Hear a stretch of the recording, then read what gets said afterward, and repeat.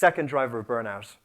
The second driver of burnout are working environments that are boundaryless. I'd like to introduce this lexicon into I'd like to be as prolific as above the line and below the line. Are you boundaryless? What does boundaryless look like? This is a culture where people don't feel the internal psychological strength or the cultural permission to say no, particularly to people who are above them in the hierarchy.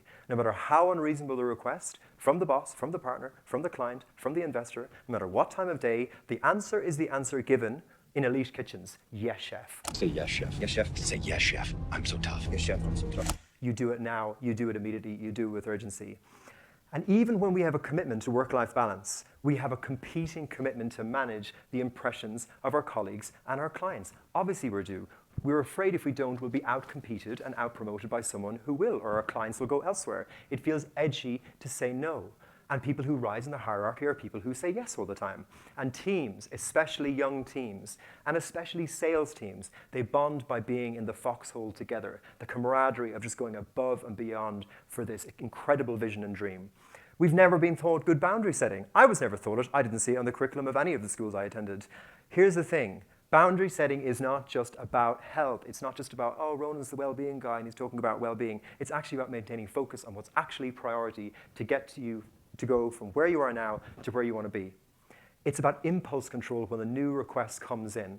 When we know we're full and just holding back, put it onto the to-do list, put your blinkers on, and just crack on with the thing that's actually important. A really helpful framework is basically at any given time, you're either above the line or below the line. Another one is at any given time, you're either open or you're closed. If you're open, then you're open to receiving the plethora of information that comes at us at the internet and through our company with requests and tasks and meetings and all of those things. And when you're closed, you close down your apps, you close down any distractions, you pick out what's priority, you put your head down, and you get it done.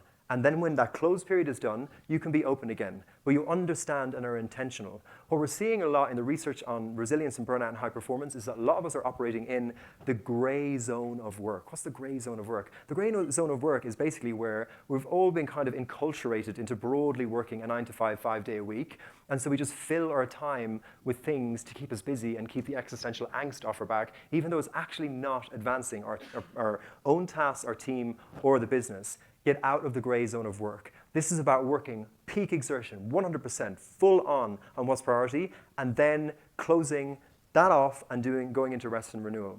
So are you boundaryless? Open question that I'd love to talk about today.